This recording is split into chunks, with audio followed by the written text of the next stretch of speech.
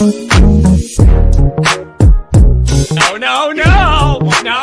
don't do it.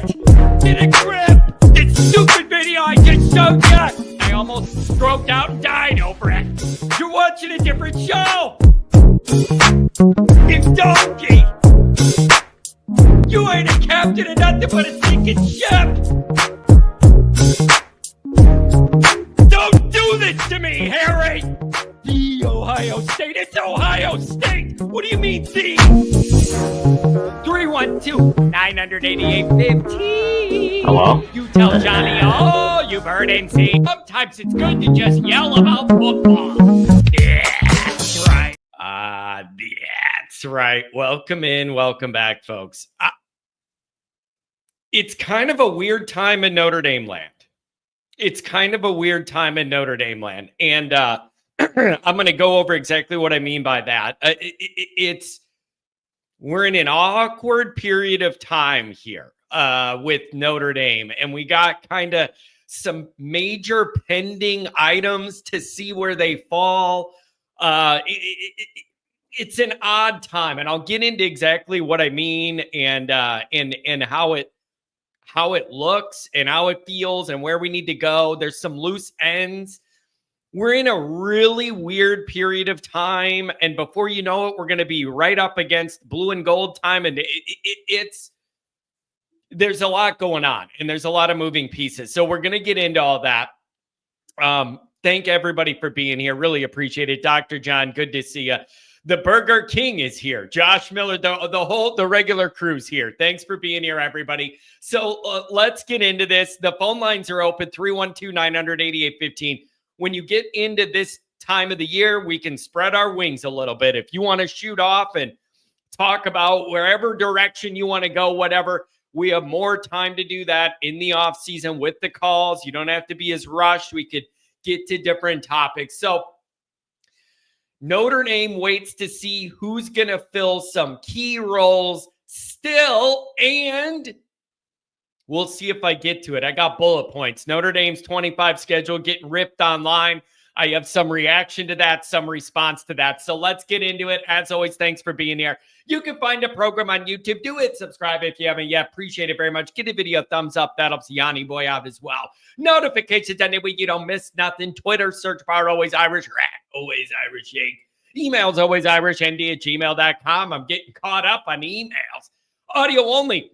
Anywhere you want it, you can get it if you don't want to see my face. Nobody blames you for that. The call-in lines, you know what they are. We got a couple already. 312-988-15. Dial it up. Tell Uncle Johnny. Oh, you've heard and seen. Notre Dame Fighting Irish brought to you by SI. Read all about it. Patreon.com/Always Irish. Ooh, that's fun to say. /Always Irish. Tonight, Monday Night Raw.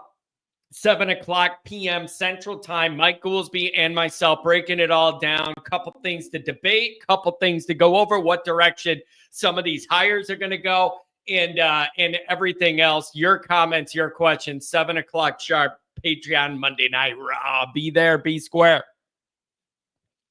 Oh boy, Mark with glasses. No Ohio State colors today. I'm trying to have a nice Monday morning over here.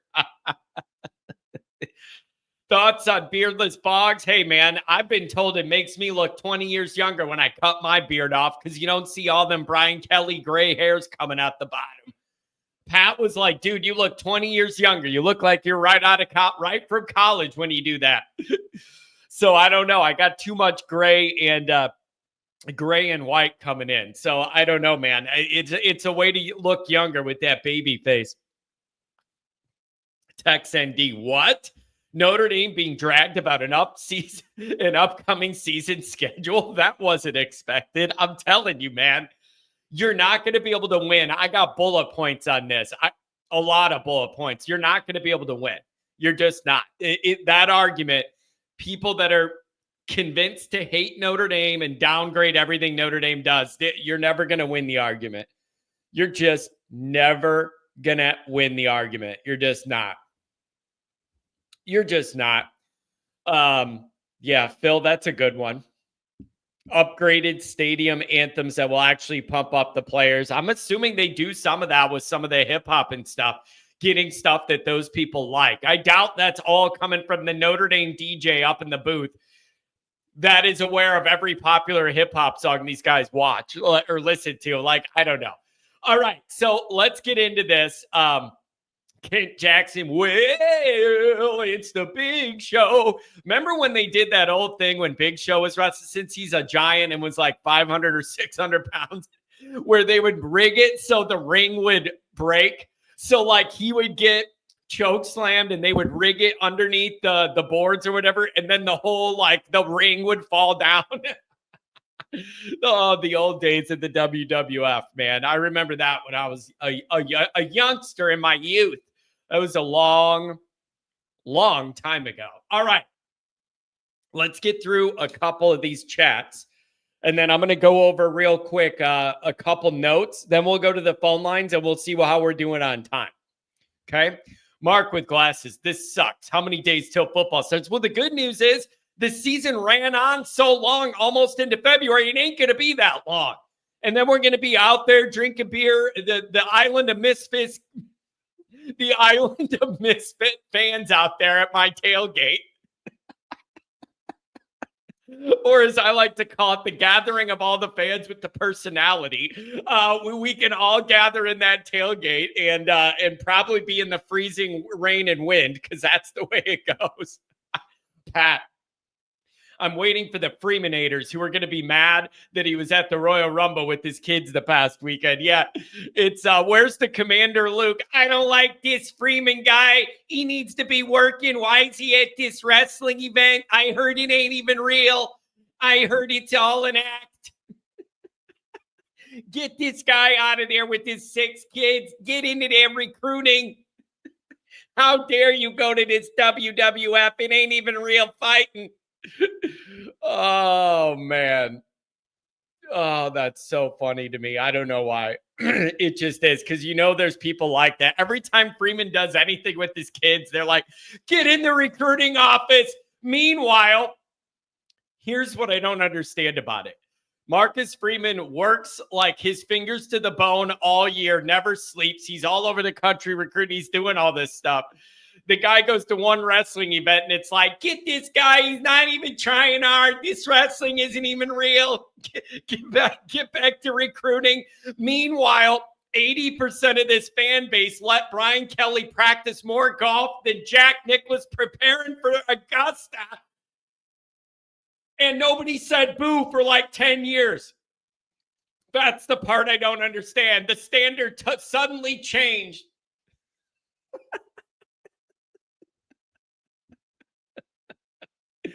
Oh, man, it's funny. Those people let him golf more than Tiger Woods before all the injuries, before the wife problems, preparing for a major. That's how much this fan base let Brian Kelly golf.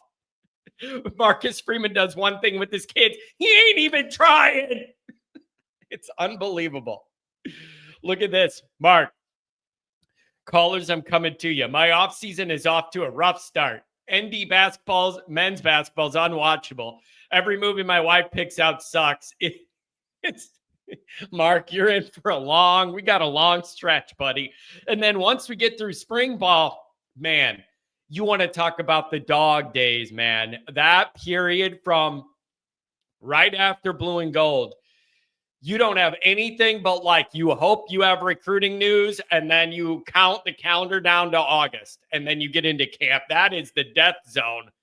I mean, there ain't nothing happening. You hope you get a couple recruits in May, June, July. I mean, it is a struggle over here. Mark, I've been reading the Chris Ash Wikipedia for 5 days straight, and I haven't slept. I have a wall with papers pinned all over the place with red yarn connecting the dots. I'm determined to figure this out. I don't know if you're going to be able to figure it out. We might have to learn about this one on the fly. If I could ask one question, I'll never get the answer to it. It'd be what made him kind of emerge fairly early on as like one of your top targets once you weren't getting like the Ohio State guy that went to Penn State or whatever, Knowles, or Leonard, who I believe stayed in the NFL.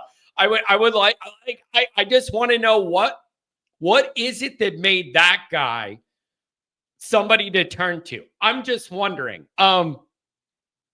He shares an agent with Notre Dame's head coach. It, by the way, is not an acceptable answer to that question. So, like, whatever. Maybe it's the Ohio State connection. I don't know, but it's like not a hot name. And then you read that they share an agent, and it's like, I don't want to draw that line and be like, that had something to do. There's got to be, I would just like to know. Where's Jerry Reinsdorf's burner? Made a crappy trade last night for the Bulls. Dude, Chicago sports it's just bad. And the radio shows aren't what they were. It's just, we miss the heyday, man. I miss the old days. And you know what else? They redid the TV station here that covers home White Sox games. And I'm pretty sure they didn't come to an agreement with AT&T or whoever my provider. I can't even watch the White Sox lose if I wanted. I get 786 TV and movie channels. Not one of them gives me bad White Sox baseball. I'm not paying extra for this. Are you out of your mind? I don't even get the channel, man. They couldn't come to an agreement with AT&T or whatever. Half of Chicagoland can't even watch the Sox lose if you want it. Maybe it's a good thing. Maybe it's the world telling me not to worry about it. I don't know. Apparently, they hosted a GM candidate yesterday, but didn't see if it was Blanchard or somebody else. I have information on that. Stay tuned. I have information on that. Have to say the long run in the playoffs made the season much longer, which was welcomed. It's also making the offseason feel like it'll be shorter. You're not imagining it. You ran all the way out to January 20th playing games. I mean, it's the latest college season of all time. So that's pretty much it. Brendan, not calling in today, just listening in. I don't have much to say. But I do think if Notre Dame wants to compete and win championships, they need to start landing 2 to 3 5-stars consistently. I'm with you. I mean, I don't think you could say if they want to compete for it, because if you make it to the final 2, you're competing for it. But if you want to get over the hump, is that not a big lesson we all learned? You're going to need some more top-end talent. No one could look me in the eye with a straight face and tell me the 14-1 5-star ratio did not impact the title game. You can't do it. It's just, you can't manipulate what you saw enough to say that it had no impact. So yeah, that would be ideal. That would be ideal, I think. No doubt about that. Pat, I did see that. Isaac Rochelle retires from the NFL. Man, get your money while you can and get out of there while you're still kind of healthy, and everything else, go invest in something, go do something. I like it. Commander says, who cares who they hire for GM? Well, I do, because I would like somebody who's capable to be doing that job. I don't understand what you mean. You're here yelling about Notre Dame and recruiting and all that stuff every single day. Shouldn't you care who's putting that program together? Shouldn't you care who's building out the infrastructure to put together Notre Dame's future modern recruiting operation and NIL situation and portal hunting and portal surfing and all that stuff? That's all the stuff that the GM does. That's all the stuff that the GM does. Okay, couple updates here from my notes. Then we'll give it to the calls. We'll see how long that goes, and then we'll come back and do my schedule thing. Let's see how these calls go. How many people we get. If you're on hold right now, you're going to be on the air in just a couple moments. I promise it's not going to be an hour. I promise you that. All right. Here's where I'm at with this stuff, you guys. I just feel a little bit of uncertainty right now in Notre Dame land. It's not panic. It's not even really anxiety. It's just a little bit of uncertainty that I'm feeling right now, meaning I'm still waiting to hear some news, right? Are you going to have Blanchard as the GM? You can't go much longer without somebody anchoring down the infrastructure of that whole operation and putting together a plan. I mean, everybody's doing the best they can, but that's got to be sooner rather than later. Here's a little inside scoop. I like John Bryce over at Football Scoop. Here's why. he covers certain things that I don't see other people covering. And he finds a way to get information about things I don't see a lot of other people getting. It's clear to me, he has a totally different set of sourcing than the normal Notre Dame beat guys. A lot of contract stuff, a lot of numbers behind the scenes, a lot of that kind of stuff. So I like his stuff because he's got the inside scoop on a lot of things that are not common knowledge and that are out of like the common Notre Dame media thing, the hints you get dropped from Chad, dropping them to the mainstream media or whatever. Like, he gets stuff outside of that. And I've always appreciated it and liked it with dollar amounts, contract stuff, behind the scenes. Here's what he said. He said that Blanchard was on campus staying at the Morris Inn. And it just made me laugh. I'm like, that's how you know you have good sources. When you got like the clerk checking in people at the Morris Inn or somebody at the bar that's a spy. And I just think it's great. Anders says Football Scoop is for agents. His sources are always the agent. Yeah, like that's what I'm saying. I appreciate getting all the information about numbers and number of years and contract negotiations and all that stuff. And so that's the latest I read yesterday, is that he was staying at the Morris Inn. He was on campus meeting with Notre Dame people. It would be a home run. Every single thing I've read and heard about this guy says it would be a home run. I have not seen one negative thing written or spoken about this guy. Everybody, if you're on Old, you're going to be on the air. Everybody says he's an up-and-comer in this new modern industry, top-of-the-line guy, whatever. Also, this is just me. You don't have to operate this way. You don't have to believe anything I'm saying, whatever. I like the fact that this is some big bad dude with cutoffs in every single t-shirt. You ain't going to see this guy out there dressing up like a leprechaun. You ain't going to see this guy out there dressing up like a leper. I'm just saying, if you feel like Notre Dame needs a modernization, a renovation, a different eye level looking at recruiting and putting together talent and all this stuff, I just, James, thanks for jumping in, man. Really, really appreciate it. I like the idea that it's not what you would typically think of, like a Notre Dame GM looking like every picture. The guy, he's huge and with his arm showing in the cutoff. I like it. Pair that up with Marcus Freeman's energy and all this stuff. Go ahead. Seriously, like I just can't win. Crying belly. John wants to blank himself during the new GM. Why does the ND fan base always get like this during the offseason? The same crap happened when we talked about how big Sam Hartman was. Crying, there's Notre Dame news to talk about, and I'm going to give my opinion about where these items stand. That's the point of the show, man. That's like being like, what is the point of having a post-game show if we all just saw what happened in the game? Like, do you not understand what I do for a living? I talk about what's pending and going on in Notre Dame land. That's literally like being like, why do we even need anybody to write or talk about games? Because once you see them, they're over, so it's pointless. Like, no, this is the business. I do like his cutoff shirts. I don't feel bad about it. I like the cutoff, and it's not a stylistic thing. It's more like, I think in your mind, when you close your eyes and you picture what the typical GM would be like at Notre Dame, it would be Chad.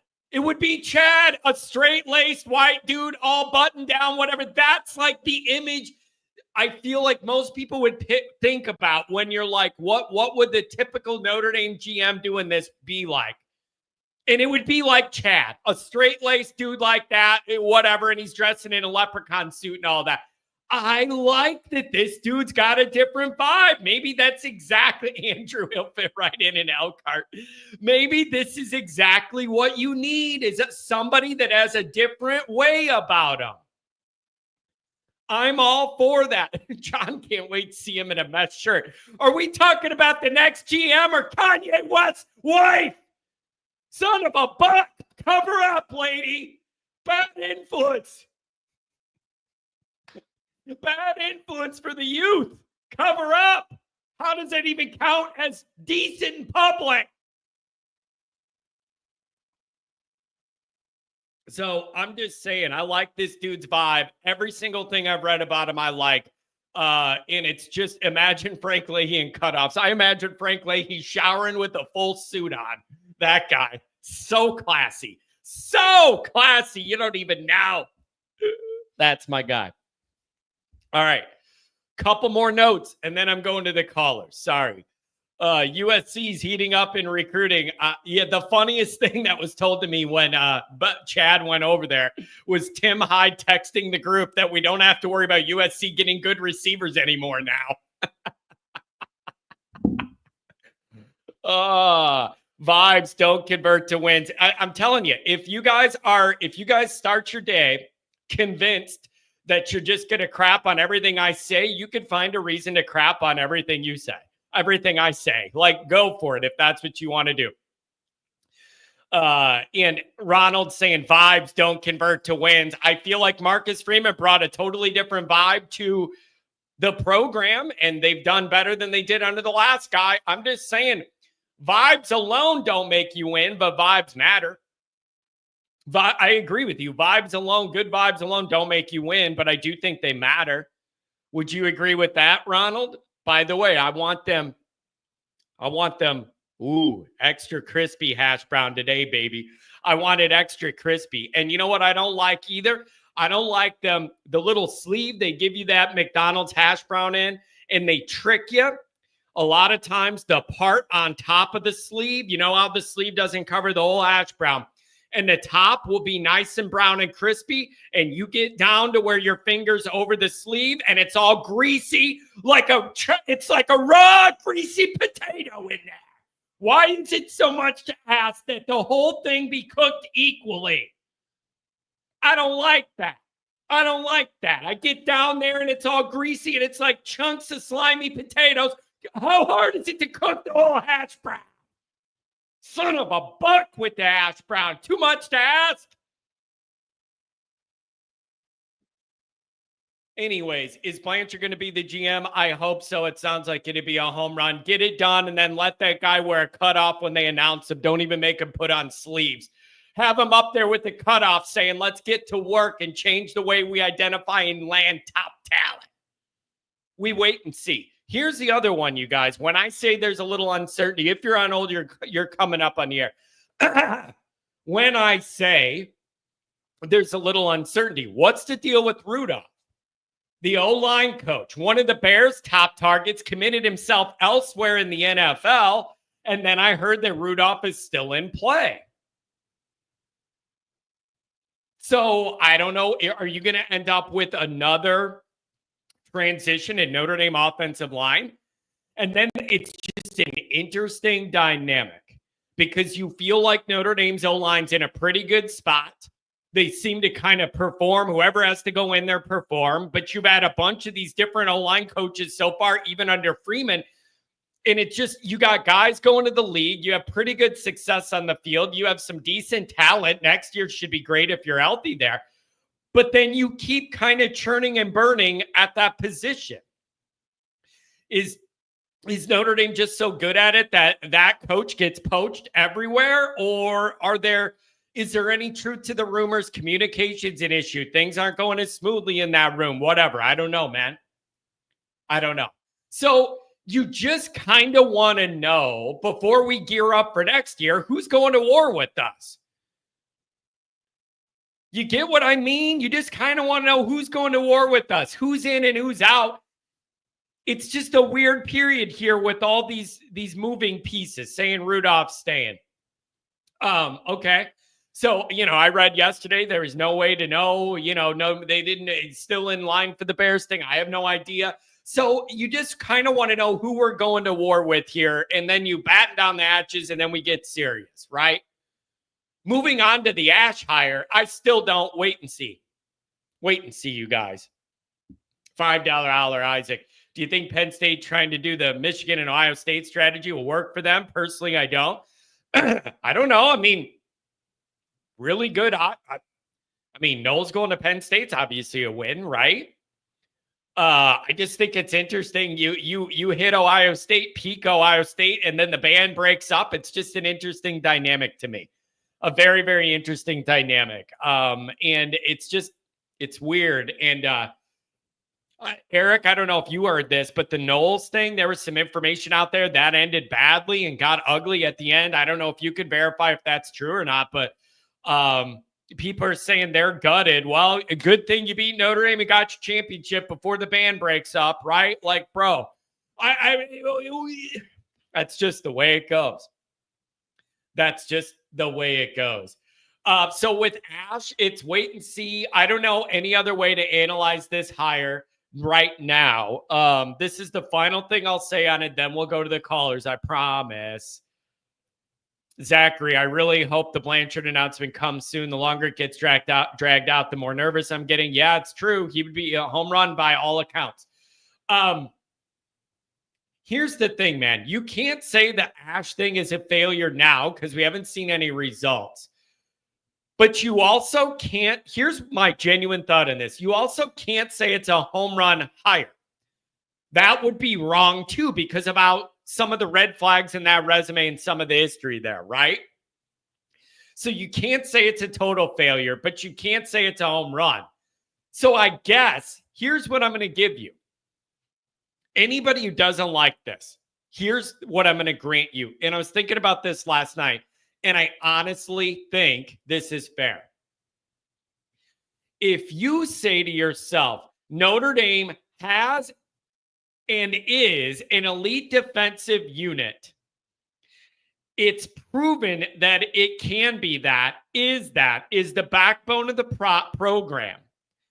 And if you feel like due to that, the hire needs to be a home run and it isn't, and that disappoints you, I will say that is fair. I will say that is fair. Do you get what I mean? You can't say it's a failed hire right away. We don't have any evidence. You can't say it's a home run. It's not hiring Jim Knowles, who's just coming off the championship and everybody loves what he's doing. Whatever. You can't say it's a home run. But if your standard is Notre Dame is an elite defense and you should be able to land an elite slam dunk home run hire guy because of that and attract a guy that has no low risk downside and it's all upside. And I'm frustrated that as good as Notre Dame's defense is, you didn't appeal to a guy at that level or land a guy at that. If that is your bar, then I'm with you on why you feel let down or disappointed by this.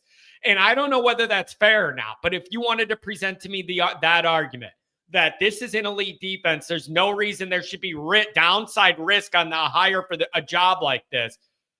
Okay, I'll listen to that. I think that's a fair argument if that's your bar. So I expect resolution soon on these issues, and it needs to be soon. And then we get ready for battle again, man. We get ready to battle again. And before you know it, you're going to be into spring ball, and all the talk's going to be about the quarterback thing. And you're going to have people in the Angeli camp. You're going to have people in the Carr camp. And then you're going to have Goolsby over there on an island saying hashtag why not Kenny. That's what you're going to get. That's what you're going to get. SPF, I believe ND defense is the backbone, but I'm a little confused on the Ash hire. Yeah, you and everybody else, bro. You and everybody else is trying to figure it out. You're trying to figure it out. Isaac, thanks for the $5 holler. I mean, can you blame Penn State for trying to build it out the way they've seen it work in their conference? They had a really strong year, made it as far as they did, almost beat Notre Dame, like whatever. I understand what they're doing. I don't think I believe in that coach. I don't think I've ever believed in Franklin. I've always talked about him being a Brian Kelly clone, win all the games you probably should, and then lose when everything matters, find a way to lose those games. Like, prove me wrong. He's the only guy with as bad of a big game head coach in as many of those moments as Kelly. There's a lot of overlap, except they don't think he's a golfer. If he is, I haven't heard about it. I don't know. Couple more super chats. Then we go to the calls on a Monday. We see what's going on. James, thanks for joining. First time live, long time playback listener from Toledo in St. Pete. You guys, John, are plenty entertaining and informative, but agree about JB, T.O. Yeah, those guys been around a long time. They get a lot of information. Been around a long time. But John Bryce specifically caters to information that I just find interesting, with all the numbers and the agent drama and the coaching drama and the way that he finds the information. I just think it's different, and I respect it. And I just think he does an interesting job there. Caden, the man, is back. $2 holler. John, honestly, the Irish schedule sucks. That was somewhat predictable given the source. But thank you for the $2 holler. And you know what, buddy? I hope you're feeling better from the car accident. You said you were in an accident last week. I genuinely hope you're feeling better. If you were on hold, you're going to be on the air. We only got a few calls early on the show here. Let's see what the people think. And then maybe I'll get into my rant about the schedule. I got 10 bullet points about Notre Dame's schedule here, and I need you guys to tell me where I'm off or where I'm right or whatever. Tom, good morning. Nikki Dean loves to be heard and seen. 415, what's going on starting off the show? Good morning, sir. Good morning, John. How are you doing today, buddy? I'm doing very well, man. It's just kind of a weird in-between period for Notre Dame. I feel like a lot of the immediacy of the emotion after the year and the way it ended is starting to cool off the further away we get. You're not into spring ball yet. There's still some moving pieces. It just feels like you're in this weird in-between phase. That's how it feels to me. Can you relate to that, or what are you thinking? 100%. We're in the bizarro land right now. We're in the vortex of just bizarre, because we have no football other than a Super Bowl coming up. But as far as Notre Dame goes, we're also in this flux of a new defensive coordinator coming in. We now have the possibility of a co-defensive coordinator situation that can't really remember us dealing with before. And then not to mention, we have the uncertainty of, is this GM that everybody's talking about as being a home run, slam dunk deal, is it going to happen or not? Because we still have PTSD from the whole Utah offensive coordinator situation. Yeah. So it's like, you know what I mean? Like, it's still fresh in our minds. So there's a lot to it. And then also there's still going to be the emotions of coming off, just as you said, the longest Notre Dame season that we've ever had. Yeah. And going all the way almost into February. So yeah, it's there's a lot of juggling pieces.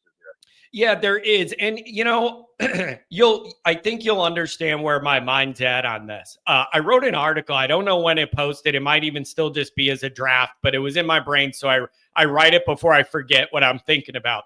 And it was about Freeman's next big task being to thread the Notre Dame needle. And what I wrote about was, how do you retain the momentum and the energy and the good competitive vibe and the feeling that the program was cranked up a couple notches with the intensity last year?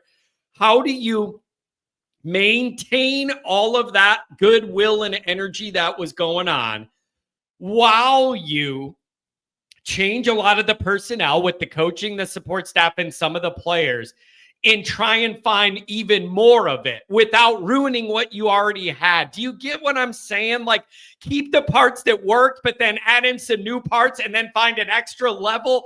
Like, that's where Notre Dame's at. When you make it to the last game of the year and fall short, like, there isn't that much further to improve, but there's a lot of improvement you got to make. Do you get what I'm saying about, you can't lose what you had, but you got to find a way to add to it? But you're moving all these new personalities in and out, and there's no guarantee the vibe's going to be the same. How do you do all that? That's where my mind's at in this off-season window. Yeah, for sure. I mean, you and I were talking about, you asked me a question a couple shows ago about, like, what's the most important thing that we have to, kind of take on right now? What's the most important concept or idea? And I was talking about momentum. For me, it was about keeping that momentum going. And it's that same thing, that energy, that vibe, just basically the momentum in all facets. And I think the way we do that is through the leadership capital being set in place. And obviously we already have our head coach set in place. We, as of right now, have our offensive coordinator set in place. Now we're getting the defensive set. And then I think, obviously because the game has changed so dramatically over the last number of years, we have to have a GM set, because it is going to be more NFL-ish, in the fact that you have to deal with contracts or NIL money and all these different things. So you need a person in that role. So in order to do that, in order to match that energy and that we had last year and keep this going, so to speak, we have to have that leadership set. That's first and foremost. And then that really comes down to the next position after that is getting down to the players. For me, it's going to be the quarterback position. And I know we have all offseason to talk about. Yep. You just talked about whether it's going to be, giving Mechie a shot or going with, Carr or Jelly or whoever it is. But, that is going to be, for me, the most imperative position on the field, as it usually is. I mean, that's kind of a given, right, as the quarterback position. But for us, especially because of the fact that every one of these guys is that has a shot right now is going to be the first time that they are going to be the leader of that offense. Whether they've started a game before or not, it's more of the idea like, okay, you're the guy, we're going with you. And that's a big responsibility and a big role. As far as Ash goes, look, the jury's out, and the jury's going to be out until we start playing ball games. I mean, it's not, nobody's going to know until we hit against Miami. And then we'll find out a little bit more 2 weeks later against Texas A&M. And then we'll have a really good idea on how that kind of dynamic is going to work between him and the quarterback's coach. Yeah. And then obviously the defensive players on the field. And then as far as the GM goes, that's going to take some time. But we got to keep the energy going, but we got to get this leadership capital set. Yeah, that's the way I'm looking at it too. And then, you know what else I wonder, and maybe somebody has the answer to this behind the scenes. I don't know whether the staff is entering spring feeling like no matter what they say, talk about competition, blah, blah, blah, they feel like they know how they want this quarterback thing to go. Or if they're genuinely, since it isn't a transfer guy you gave a bunch of money to that changes the dynamic, spoken or unspoken, whether it really is going to be, we need to divide up the 1 reps with these guys and see who plays the best and earns this spot. Like, I just don't know. I don't know the truth. Like, I don't know the truth. I don't know if they feel like they have their minds made up, or if that's reckless and you're going to actually have an open competition in the way you can't when you're paying a guy $1 million to come from somewhere else. That taints it. Like, what do you think? I don't know the truth. I don't know the truth.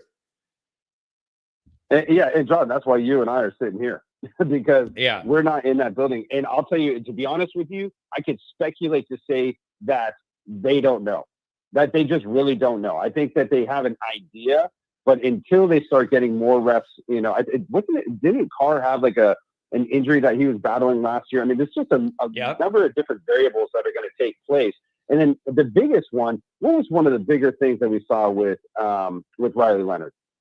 His leadership in the locker room. Those kids gravitated to him. It's true. They could follow him a lot more than Sam Hartman the year before. And Sam was, came in like a splash, but sizzled out, And so it was one of those ones where you watch this kid bleed for that team.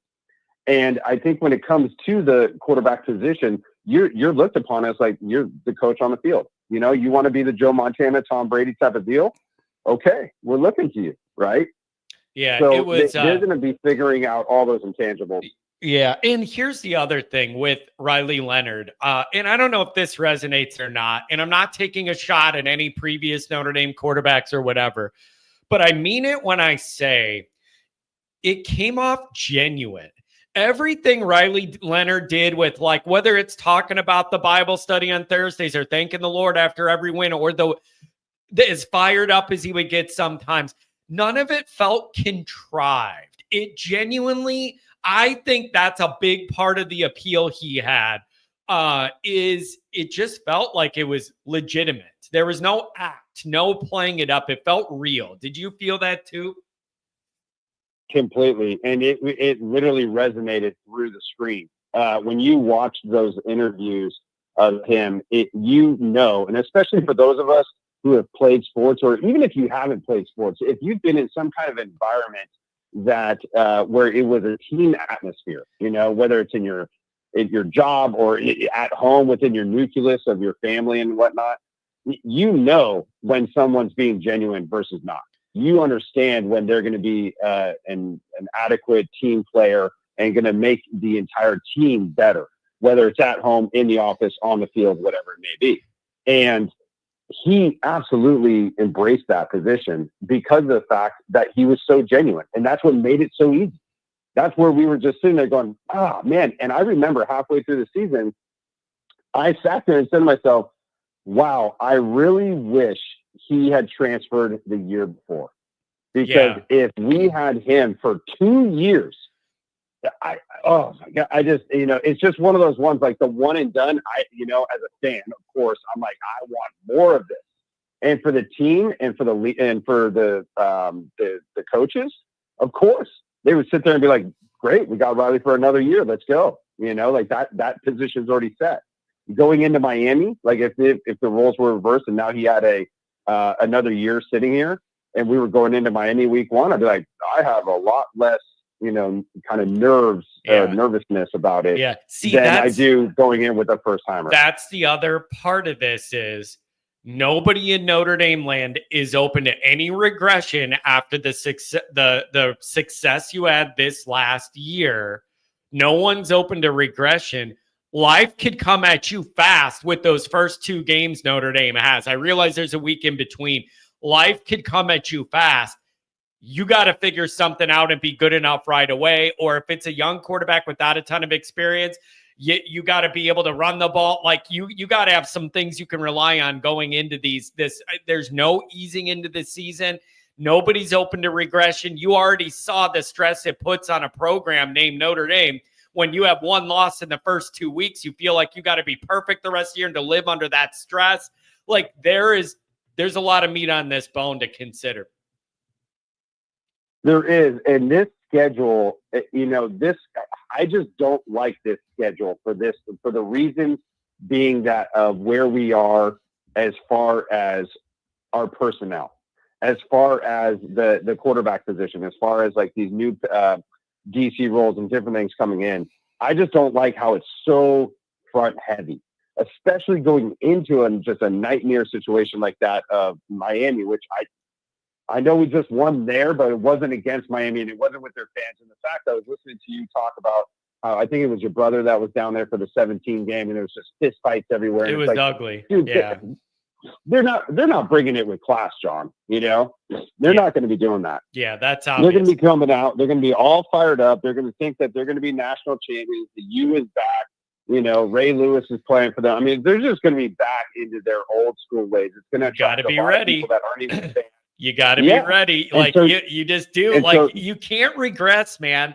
Like it's great what Notre Dame did and Marcus Freeman did, but it also changes the eye level that the fan base and the media is looking at, and no one's open to regression. And all the Notre Dame haters would like nothing more than to say, see, they had 1 light schedule and then they made their run and now they're back to missing the playoff for being nothing or whatever. And you can't allow it. So they really got to get it right. And the final thing I want to bring up, and then I'll let you wrap up with the final thought. Do you ever think about the mobility factor? If you let Angeli's not incredibly speedy or known for that. I don't think Carr is either. Minchie's a little bit more of a blend. You really think about how much Riley Leonard did with his legs. And I think about that part of this when you're talking about who the next quarterback's going to be, how much he accomplished with his legs alone. And if you don't have that and you have an iffy wide receiver situation, where does that leave you? I don't know. Just asking. Hey, John, look at the very first drive of the championship game. Yep. How did we do that? What did he rush? 78 quarterback runs. I mean, yeah. You know what I'm saying? Yeah. The reality is that yes, it is definitely a factor. It is most certainly a something to be a concern of, or at least to take in as a variable when you're evaluating a quarterback, and in whether or not he can maneuver through. Can he get out of those situations? Can his legs get him out of those kind of situations where the pocket is collapsing? But the reality is that, I really enjoy Stephen Jelly. I love the fact that he's been sticking around. I love the fact that he seems like he's very much a Notre Dame guy. He's for the team. He hasn't been bitching or complaining that we know about in terms of like play time and all that other kind of stuff. But the guy's a statue back there. And if he doesn't have the time to look through his progressions and his reads, he's going to get clipped, and it's going to be hard, and it's going to be nasty. And even in the championship game, he got hit, right? Or in one of the games, and he fumbled, and it was just like, oh my God, and it's just, I think it was against Penn State. I'm getting it mixed up. But my point is that the mobility factor definitely comes into play. Carr, I don't know enough about, but they're going to have to look at what is their speed of release. Are they going to be back there and it's like 1, 2, 3, and they progress really quickly through their progressions and figure out which receiver's open? Can they at least maneuver a little bit out? They don't have to be a speed guy to the outside, but just, be kind of shifty to not get hit and deliver the ball. I mean, it's, that remains to be seen. And that's why, again, I just go back to it, like looking at the schedule, I just don't like it because it's so fun heavy, because you want those warm-up games. I want to see Purdue week 1. I don't want to see Miami week 1 just because of this factor. Yeah. But if we had Riley, Leonard or somebody like that in the position, then I feel a lot more comfortable. Yeah, it would be different if you felt like you were going in there locked and loaded with experience, knowing what you're going to get. So it's going to be really, really interesting. Maybe Notre Dame will be ready for it and everything. It's just going to be, you got to figure out what we're going to do here. Hey, man, I really appreciate the call. Way to start us off on a Monday. You're on a winning streak of good calls, man. Thank you. Hey, appreciate it, John. You take care and have a great day. Have a good one, man. Yeah, he's become a regular and he's good too.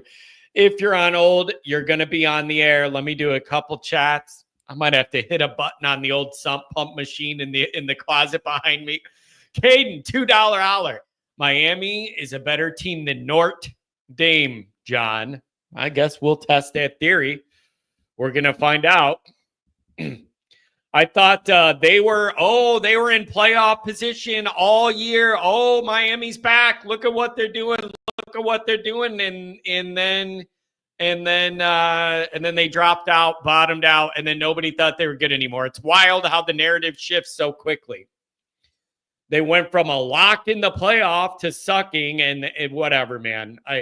It's whatever. The Dong, $5 holler. What do you think the running back depth chart will look like with Payne coming back? I thought he looked better than Price. Here's what's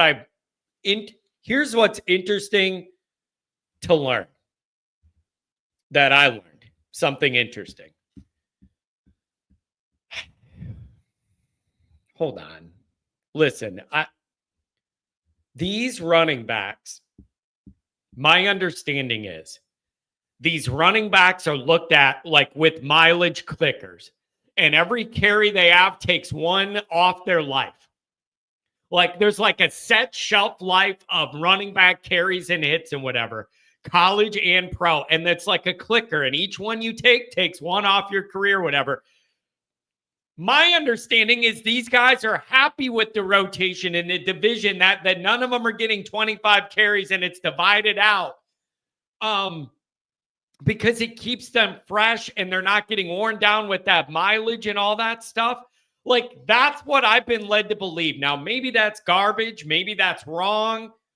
But my understanding is that they have that room and the personalities involved have an understanding of the division of all those snaps in a way that everybody feels like they're being used. And it's not like, why am I only getting 7 carries today? But like that's kind of the plan and that everybody's on board with it, because it's one of those positions where you're literally clocking the mileage and you're going to run out of tread eventually. So I don't know. It's very interesting. Here's my answer to this. And it is the same answer I've had to this for like my entire life. Believe it when I see it. Every single year, and believe it when I see it. Whatever you want to tell me, oh, this guy and that guy, and look at the track numbers and look at his production in Virginia. Believe it when I see it. Notre Dame has been so inappropriately horrific in this area, holding the program back and weighing us down. Believe it when I see it. And I will believe it only when I see it regarding these wide receivers. I can't believe it. Oh, the wide receiver room's going to be nasty this year. Okay. Believe it when I see it, man. Because I've been hearing that for a long time. We had this media telling you Tobias was a number one. I just can't, I can't handle it. So believe it when I see it. I want to see it, but I got to see it to believe it, man. I got to see it to believe it. I want it all to be true. I want us to be good there. I want guys to emerge. I want, but I got to see to believe, man. Seeing is believing in this regard. It really is. It really is. All right. 10-second break. Blow the nose. Hit the button on the pumps. Some pump. Going back. If you're on hold, you're going to be on the air. 402-949-386. The first one's up.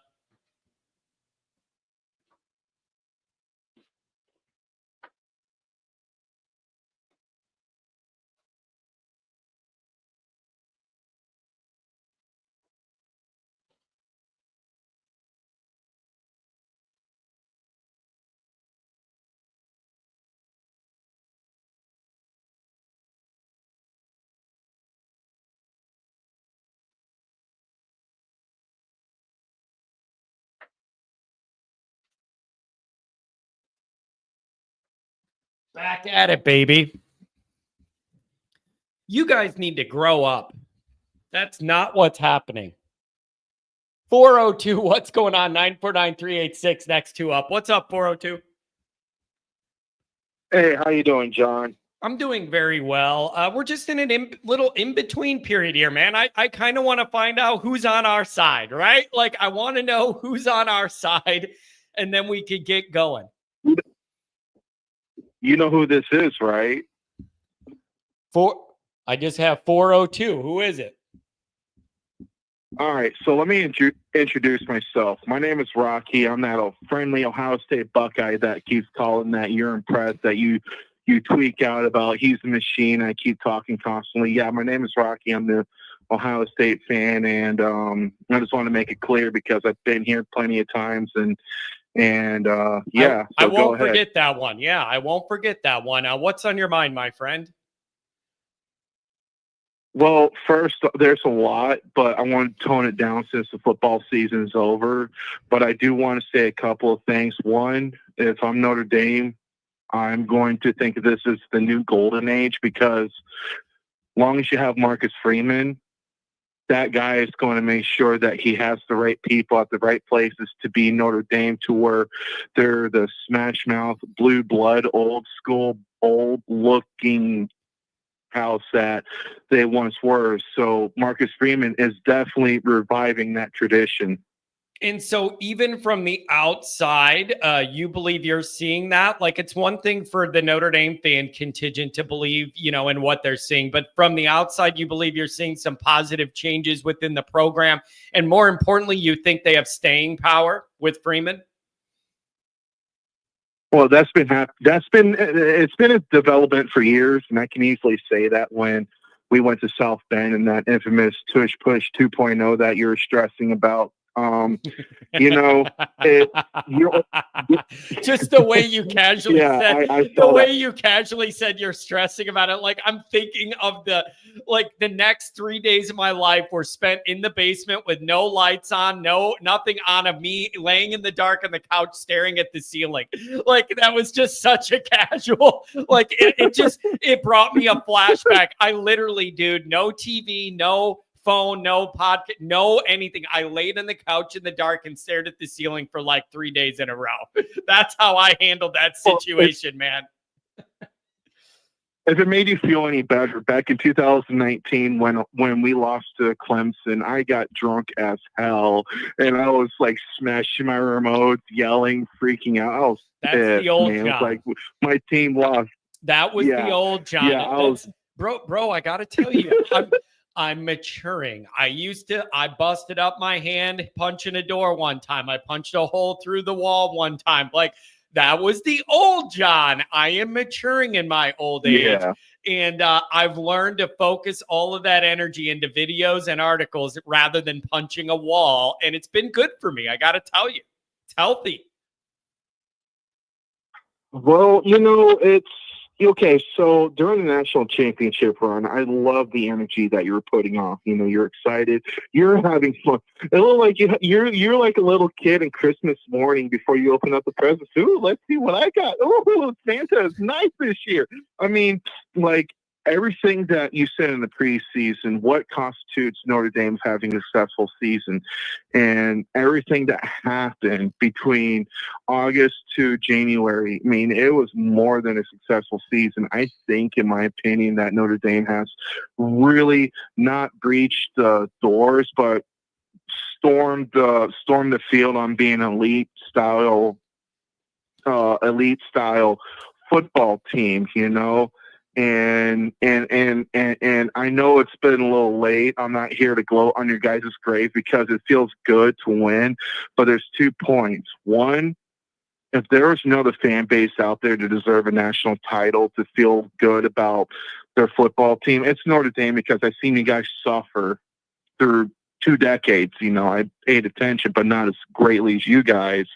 But, that's the kind of thing that forges a great football team like Ohio State. Number 2, I forgot number 2. I've been drinking today because I work third shift. But I'm here to be friendly. So go ahead and ask me another question. Dude, I don't know why, but you're cracking me up today, Rocky. I don't know why, man. Yeah, the way you're delivering stuff is just cracking me up. And I'm glad that you clarified that you worked over the night so people don't think you wake up at 9 and start pounding the cold ones, buddy. Okay, let me ask you this from the outside. How much do you value the GM role in the modern college football landscape? I think it's a critically important role for Notre Dame to get this Blanchard guy. He's allegedly top-notch in the field.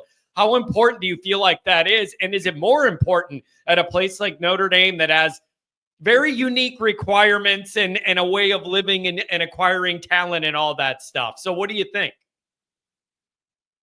I think that you definitely have so if I'm a GM and I'm Notre Dame and they're really trying hard to win championships, Marcus Freeman is definitely the guy that I'll put into stock to have faith of achieving those goals, because Marcus Freeman, if he did anything in his whole coaching career, I mean, as a young coach, excuse me, he definitely proved that he can do with more with less.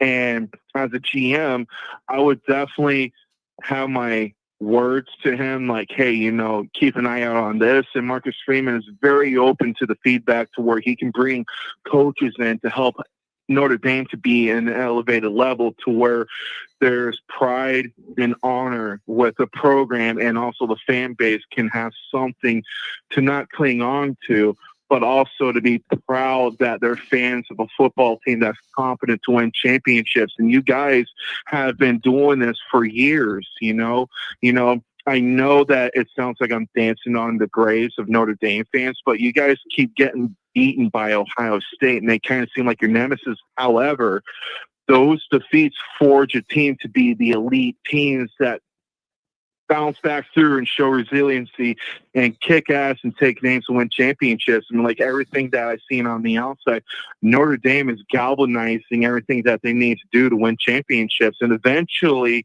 you guys will definitely you guys are going to be at Ohio State in this lifetime because of the dynamics of college football. I'm not one of those arrogant Buckeye fans, but I will definitely say that the pace that your guys are on right now, with Marcus Freeman, you guys will probably win one before 2028 or 2030, Like, you guys are on that course right now.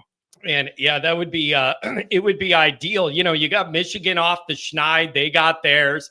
In recent history, Georgia 1980 was their last one. They got off it. Now you guys got one after what? 14, I think was the last one. You got 10 one. years. So yeah, so it would be about time, man. It would be about time. Okay, let me ask you this here, and we'll give you this on the way out here, and anything, your final thoughts as well. What do you think is the number one thing Notre Dame needs to do to get over the hump here and be able to get to winning the championship? Is it just more 5-star talent, like more depth on the lines? Like if there's one area there, anything you can identify you think would get Notre Dame closer to beating a team as talented as Ohio State in the championship moving forward? I'll definitely hash the first caller. He'd actually really point on a really good emphasis of keeping the momentum. You know, Marcus Freeman, again, he can do more with less. I don't think it's much to recruiting. You know, let's negate about Ohio State for a second. Let me talk like I'm a Notre Dame fan, if that's possible for you, Mark with glasses. I know, I hear you, dude. I hear you, but you know, on the aspect of things, I would say that keep the momentum. Another big thing too, when you ask the question after the championship game, what Notre Dame needs to do to get over that hump, I would definitely say that the course of next season, depth has got to be established. You guys are going through an elite problem with your coordinators leaving, because Ohio State, you look at us, we're a burning ship at this moment. Chip Kelly left, Jen Knowles left, Justin Fry left. You know, we're at a rebuilding stage. You guys, on the other hand, if you're ever going to go through that, what a great time after you just lifted the championship trophy is the best time to lose some assistant coaches you like. You know what I mean? That's a good problem to have for you. Yeah. Well, you follow the money. It's all about the money. That's all it is. Jim Knowles is getting paid $2 million more for what he's going to be going at Penn State. And a quick Buckeye, you know, lens here is that I think that it was more of a personal move instead of a lateral move, because from what I was hearing on the echoes of Ohio State fans, that there were some issues between Ryan Day and Jim Knowles. And he goes to Penn State, and he made it clear that he grew up there. He was a Penn State fan, and he didn't get to play for didn't get to play for Penn State and coach there. Now he's good enough; he can do both, kind of thing. You know it. And he won the championship. We had the best defense in college football. I can say with grace that it's fine, because we had our glory. This is my third time in my lifetime that I've seen Ohio State win a national championship. And I thank God that I'm blessed to see that. You know, it does impact your life positively. So with Notre Dame, with the and running parallels with one another between Notre Dame and Ohio State, Notre Dame is still in a better position because of the fact that I do see Notre Dame in a better position than Ohio State when it comes to the staff changes that are going on there. You know, like for an example, your offensive lineman kept transferring out, you know, and then you guys are going through what an elite program would go through. And going into the next season, you guys really need to establish momentum, and beating Miami in their own home field would definitely show that you guys are improved, but you guys are not out of the woods. You know, every week is a playoff game, and that's where you guys are at. And I do feel optimistic that Notre Dame would definitely be back in the playoffs. And next time I call it, and I'm going to, you know, not take 10 minutes. My apologies to Omar Garcia. Last time I was here, I was giving him a little stroke for being here too long. But I will say this. Next time I call in, I want to tell you my woes and worries, what's going to become of Notre Dame in the future when conferences, commissioners are going to be pressing Notre Dame to be out of the playoffs. Interesting. I do see something. Remember that one, Rocky. Call me back with the dissertation on that one. Remember that one. Trust me. I thought of this as soon as you were talking about the details of the college football playoffs, like the foreign and like when they're talking about the details of how they're going to format with Notre Dame in the playoffs, not being in the conference. I thought of this immediately. So next time I call in, I will talk about that because it's a stark warning, and this is going to be a part of the reason why that you will more likely would see in the foreseeable future Notre Dame joining a conference because they're going to be snuffed out of the playoffs for variables I'm going to be elaborate on next time. Ooh, remember that one, Rocky. Hey, thanks for the call, man, and for staying up with me after work. Appreciate it, buddy. Thank you. Yeah, God bless you, man. Have a good one. Thank you. Thank you.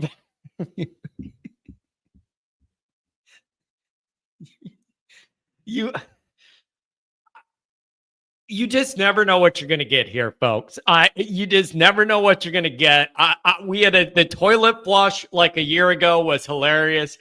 The casual nature with which the burp came out mid sentence, I could tell he did try and slow down, though. He did try and slow down. There has been some famous burps. I remember some on Chicago Sports Talk Radio, there was some of those too from some of the people that would drink and come in that are classics. Oh, man. Kent says he's drinking Four Loko. Dear callers, I'm coming to you. If you're on hold, you're going to be on the air. There isn't that many today on a Monday in the off season. Do you remember that Four Loko stuff? People, they banned it. I think you could still buy it, but certain states banned it. College kids' hearts were just stopping. Think about what Four Loko is.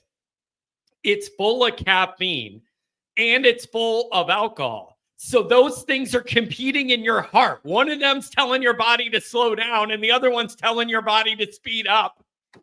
And then you drink 20 of them in college, and before you know it, your heart's going, do I speed up? Do I slow down? Do I speed up? Do I slow down? You're dead. You're dead. You are dead. And it's really, really, that was an interesting time period. Yeah, dude, people's hearts, bro, you're confusing your innards and all your organs are like, speed up, slow down, speed up, slow down. And then finally your heart's like, I'm sick of doing this. I'm just going to stop. I'm just going to stop. I think Four Loko came after we were in college, Pat. I remember that being grad school. Maybe I'm wrong, but I don't remember that a lot in college, but maybe it came a little after when it got hot.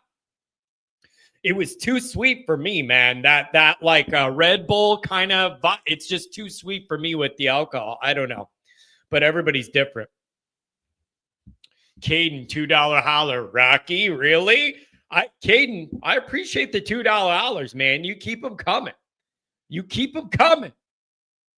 Watching how fast ND has deteriorated in just 1 week. 3 offensive linemen, upperclassmen, Rudolph, the line coach. Why run for the doors so fast? Receivers did that last year. I'm not going to say deteriorated.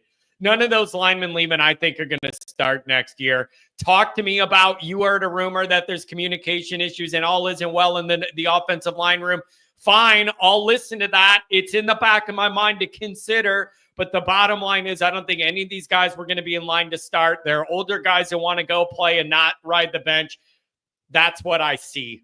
You could disagree with me, whatever, make it a big problem. I just don't think those guys were going to play. So it hurts the depth, but who wants to be an older guy becoming an upperclassman and lose playing time to younger guys? Who wants to sign up for that?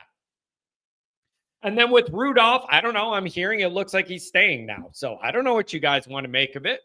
I would trade winning a title for losing my assistants any day of the week. Yeah, that's the problem I have. Callers, I'm coming to you. The problem is, yeah, it hurts depth, but like welcome.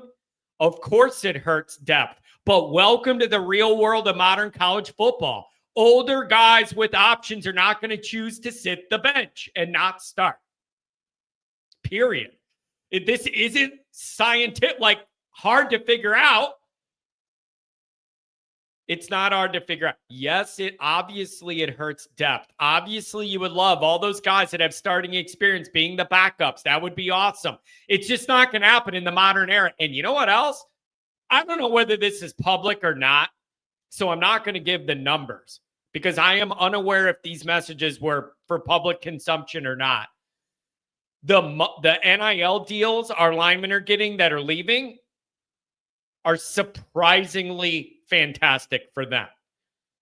So I don't know if that's supposed to be public or not. But the money being offered for our offensive linemen leaving to go somewhere else is really, really good NIL money, to the point where it surprised me how good it was with a couple of them where I'm like, really? Okay, wow, go get it. So those guys are making money, and then they can go start, and then we can have other younger guys that are better play. I don't know what else to say. 386, what's going on? 949 coming up. What's going on? Johnny, what's up, man? That was hilarious. Dude, listen, man. I love doing this show because you never know what you're gonna get. And it was amazing. The YouTube delay was so funny because I was obviously on the call in waiting, heard the burp, and then looked up and then just saw your eyes like raised, and then you just started busting out laughing. It was just hilarious.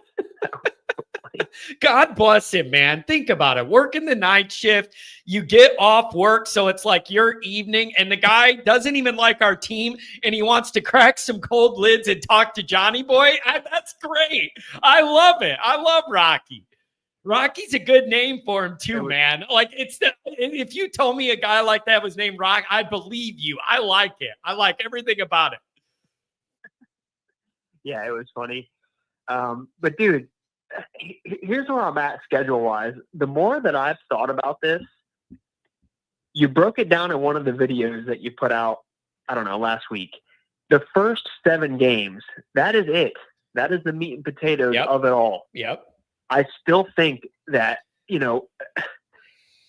all of our huge matchups are before Halloween. It's insane to think that, but this is all going to come down to how well the offense and the quarterback is able to play. Yeah. Like whoever we hitch this thing to, whether it's Steve, CJ, Kenny, who knows, right?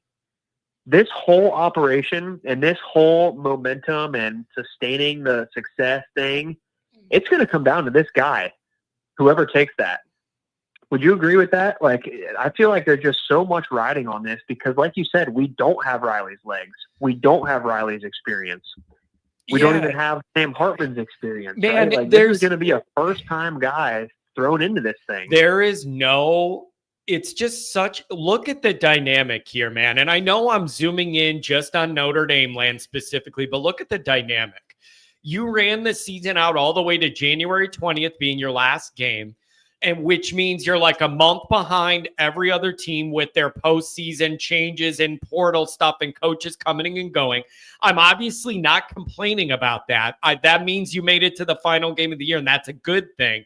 But the fact is, once that's over, you're about a month behind with all of those procedural things and figuring things out. There's no time to process what just happened against Ohio State or anything, and you got to figure out all this important stuff now. Then you're going to do all that, have about 2 to 3 weeks to get situated, and then it's full on into spring ball, and it's all going to be about quarterback stuff. There's no way around it.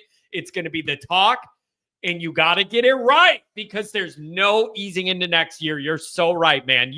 This whole thing could be sunk 2 weeks in if you don't handle this right. And I'm not exaggerating, man. You lose to Miami, no matter what it looks like, and lose to a tough Texas A&M team, you're in big, big trouble.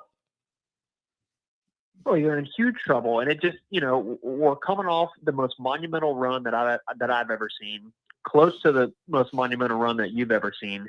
So I just do not think that it is unrealistic for us to, I don't know, I don't want to say that we're going to struggle, but the QB play and the offense is where this thing is going to work itself out at. And that, to me, I don't know, it just, the more I look at the schedule, the more I look at how we're opening up, it just concerns me a bit. So and I think one of the callers mentioned it earlier today, maybe last week. I don't really think that they know which direction they're going to go. They're going to roll this ball out and say, all right, whoever looks the best is going to take this thing. I really think that's how the coaches are feeling. Okay. If that's the truth, I admire that rather than them coming in with some manufactured, rigged up, open competition that really only is in them saying it, but practically it's not. Like, I would love it if Freeman was like, this is a different dynamic. We're not bringing a guy in that has all the experience, and we are literally going to have an equal playing field here. Everybody gets equal reps with the one-on-ones and everything, and we're going to see who plays the best, and they're going to earn this job. It would be refreshing to me to hear that. Really refreshing.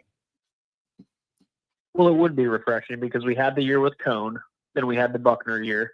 So basically with Cone, Sam Hartman, and Riley, we basically knew who was going to be starting. That it was already played itself out. Yeah. And now listen, they had to say, just for competition's sake, and they had to say open competition, nothing's decided, whatever. I don't care what anybody says, if it was written or unwritten, said or unsaid. The last 2 cycles, when you bring in a transfer guy and give them all that money to come in a 1-year deal, they're going to be the starter, barring injury or getting in trouble. That's just the way it was going to be. I don't care what they said it was. That was the deal. This is different. Very different. It is. And God, we're going to try to make it up to the spring game, which will be cool. We'll see some family that we haven't seen for a bit, but I don't. Yeah, the always Irish family. The always Irish family. That's what you mean. Clearly. Yep, that's it. But man, it's going to be an interesting spring game. We need to see these guys in action. We need to see the red jersey off. We need to see who is going to take us into Coral Gables and come out with a victory. So I don't know. I think this whole thing rides on the offense and rides on the QB. So as long as we can somehow get that right, start the season off on a high note, I think we'll be in a good spot. But there's just a lot riding on that. Here's the other thing I think about with these quarterbacks. One is the wide receiver thing, how much better it could truly be, is going to be, whatever. It's wait and see with me. You got to prove it. They're so far behind, in my opinion, from where you need to be. You need to prove it before I believe in it at all. But the other thing is the mobility, man. I don't think Angeli's very mobile. I don't think that's a strength of Carr. And I just look at how much of our productivity was from Riley Leonard's legs and how many more games we would have lost if he didn't have the ability to do that. I just wonder where that fits in this discussion, because I don't know if you're in a position for Notre Dame to be able to just drop back and throw like you have Ohio State's wide receivers, and all you got to do is have the guy drop back and throw it to him. I don't think it's going to be that easy, and I need a guy with a little wiggle if you're not going to have that. I don't know. What do I know, though? I'm just a guy in his basement.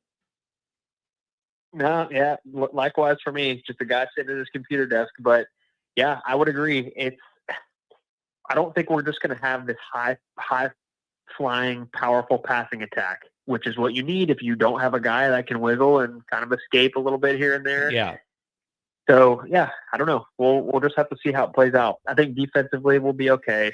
But the start of this season, man, that is, getting into the schedule, the details of the schedule, that is just not an easy opening slate. And obviously the last 5 are sleepers, but if the first 7 go like shit, well, who cares what the last 5 are? Yeah. So it's a big year. Yeah, there's a lot riding on here. Okay, here's the other part of this too. And I wrote about this. And again, I don't know whether the article's post or not. I put them up as drafts, and then the management places them and spreads them out. So I don't know when they went live. I talked about this schedule being so front heavy could be a good thing or a bad thing. If you could get to that second break after USC with 1 or no losses, Notre Dame should be favored in every game on the back end, and you will be in a good spot to be able to run that string out against lower level teams. I know people think Syracuse could be good. Believe it, like our wide receivers. Believe it only when I see it. You should be able to run that out and be in a really good spot to host a home game again. However, if Notre Dame's borderline, and God forbid you have 2 losses by halfway through the season, that's an uphill climb, because there are not going to be a lot of opportunities to change opinions in the back part of that schedule when they start releasing the playoff rankings and all that. you're not going to have a lot of ranked games to be able to beat teams and impress. So that's another reason you got to get it early while the getting's good.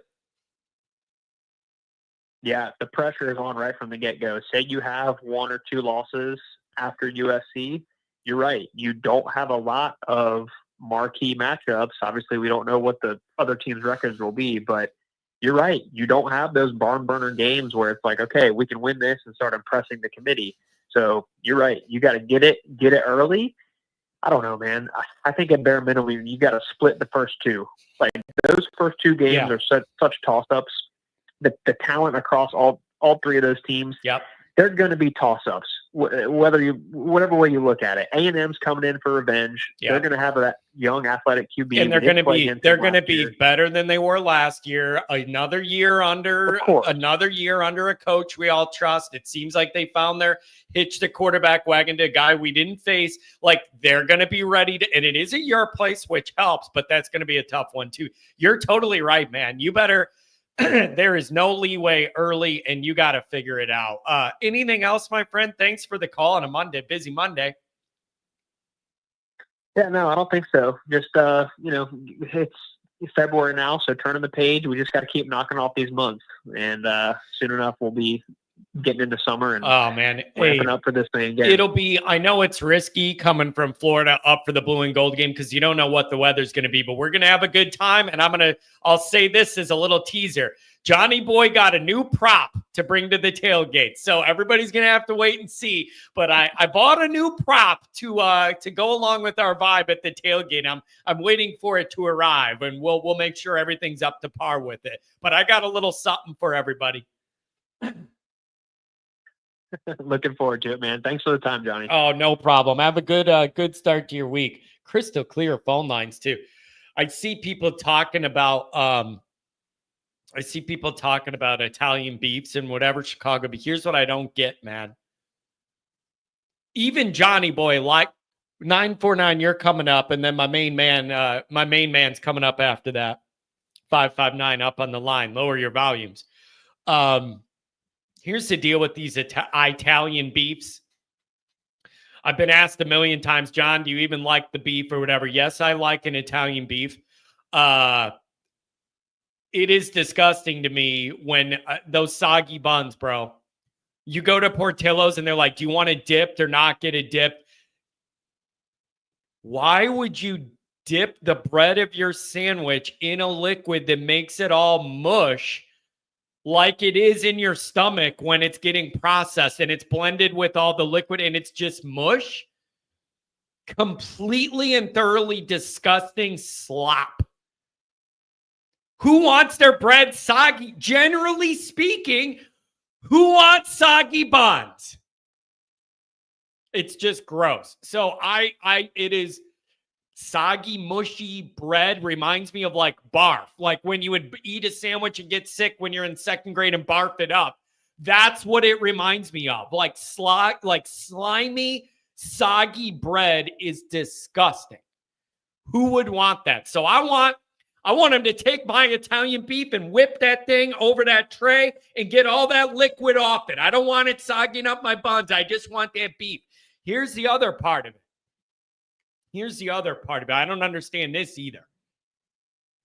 It's not only that part of it, but then I look around at Portillo. I got my little fries and my little cup of cheese, and I'm looking around, bro. These people got like a full Japolino on top of the thing. Like a full green Japolino peppers. They got the stem on them like you just went and grabbed them off the highway exit in the ditch. You know what I'm talking about? They got like a stem on the thing, and you're eating. I don't understand, man. I just can't do it. John, there's a difference between a scooper and a dipper. All right, dipping, you're saying, is the full dunk, and that's where the bread all gets soggy. But you're talking about a scooper being like, okay, let's scoop out some of that and put it on, and it's mostly on the meat and a little on the bread. I'll give you a little wiggle there. But man, I can't handle just soggy bread is disgusting, man. It really is disgusting. And dipping, if you say like you got the liquid, now we're finding middle ground here. You got a little liquid, but it's a drier sandwich, and then you can dip it and eat it real quick so it isn't all mush. Here's the other part of this too, and maybe this is just me. You look like a farm animal when you are at Portillo's and you have this soggy, nasty, mushy sandwich that won't stay together and it's falling apart and it gets all over the paper they wrap it up in. There's stuff everywhere. It's just kind of gross, man. It's everywhere and you can't even pick it up. It all falls apart and it's hard to cut mush.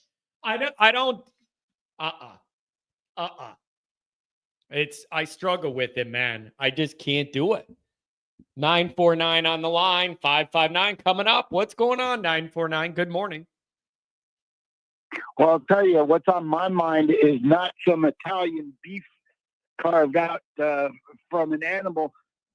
Where's the beef is the young talent that's coming in 209 days. And I'll tell you, I think you and the rest of Notre Dame Nation is going to be surprised with the quarterback talent that we do have, that they can throw the ball with accuracy and deep and be able to move when it's necessary. They're not going to be like our boy Riley Leonard, God bless him, and thank him for what he meant to Notre Dame. And nice transition, by the way. Good job by you to take the beef reference and pull it into the roster. I like that. Good job by you, man. That's thinking on your toes on a Monday. Good job. I like it. Well, it's the only talent I have, especially when I'm closely following a guy named after a flying squirrel who is admittedly a little intoxicated. I had to pull something out. Yeah, you never know what you're going to get when you open up the lines, my friend. Can I ask you, am I overdoing it, or do you feel a little bit of the uncertainty that I feel right now, waiting to see the GM thing, seeing if there's going to be more changes in the O-line room, just kind of wanting to know who's going to war with you? I just feel like we're kind of in a little awkward in-between stage. Does that resonate to you at all, or am I just in my own head? Well, that's your nature. That's how you function, and you wouldn't be you if you weren't able to do that. Me, I'm calm as can be. I'm confident in what's coming. The next championship that Notre Dame pulls off will be the 5th in my lifetime. I've had the opportunity to live through 4.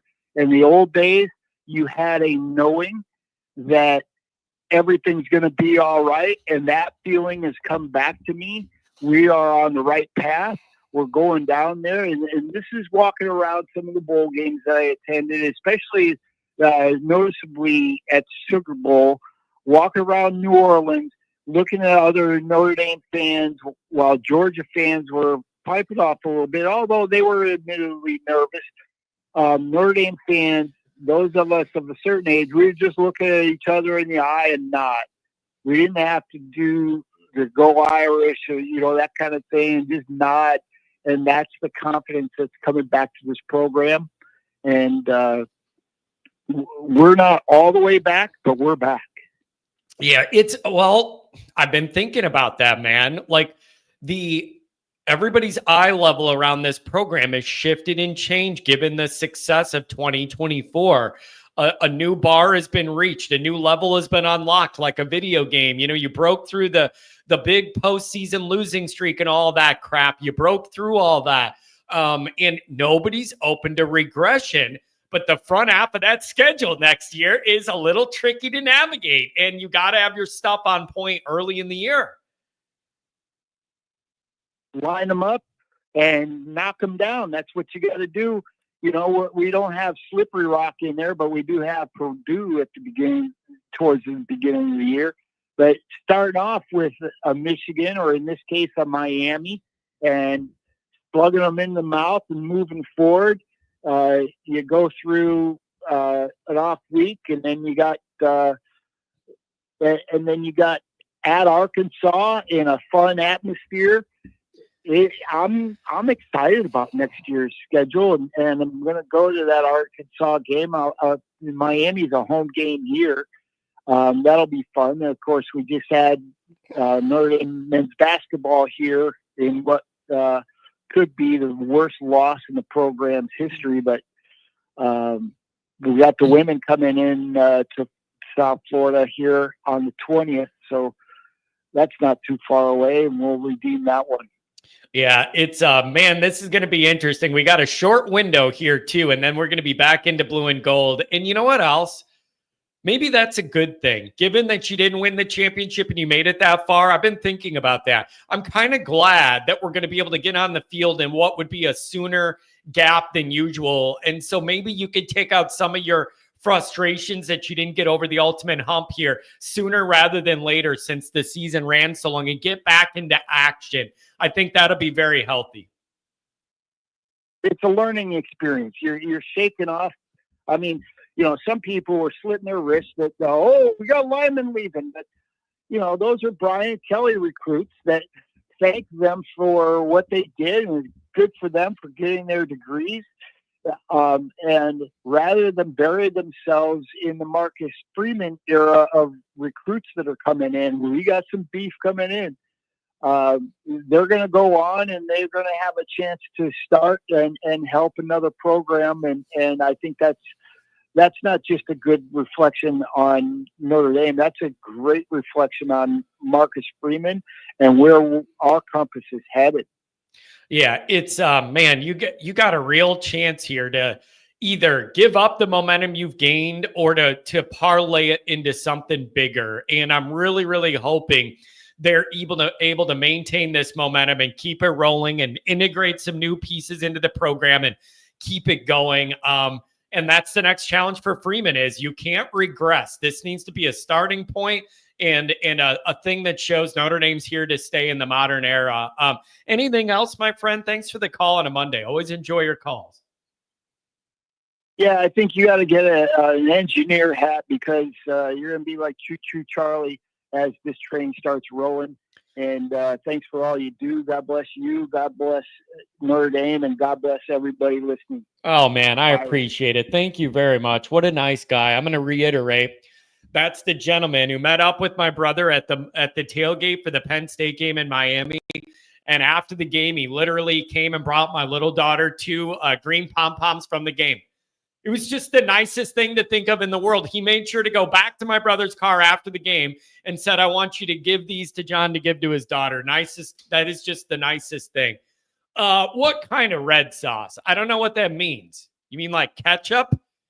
What do you mean red sauce? Ketchup or mustard on a hot dog? Ketchup only. That's the only way to eat a hot dog. I do not require anything else on a hot dog. Ketchup and wiener and bun. And we're ready to have a little fun, okay? Look at some of this stuff you guys are bringing up. I just can't understand it. Here we go. Cheesesteak. Even John will eat cheesesteak, but it's got to be regular. Give me the bread, give me the meat, and a little bit of cheese. I don't need a bunch of chopped up tomatoes and chopped up spicy crap. I don't need, just give me the meat, the cheese, and the bread is all I need. Hold everything else. Look at this. John, I sent a dip beef, a Heineken, a hot dog with everything on it. DoorDash, look for it. Why are you ruining these perfectly good Chicago staples? Why are you ruining? At least I could have the Heineken, but I ain't eating no dip, beef, whatever.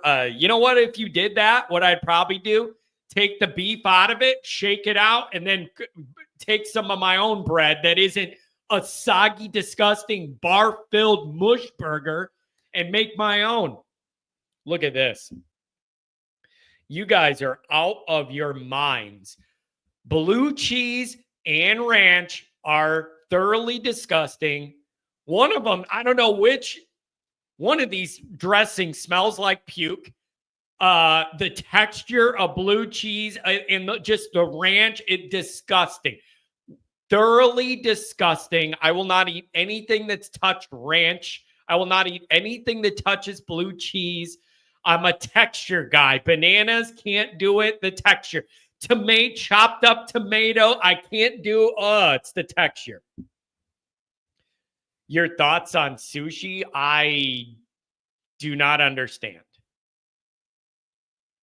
I do not understand. I don't understand. It's bait. I do not understand sushi. What sauce do I get on my wings? I will get, what is it? Like is it like a honey barbecue? One of the mild, like honey barbecue flavor, whatever. I get sick of my friends. Like we're in our 20s and it's like, oh, let's go get some wings.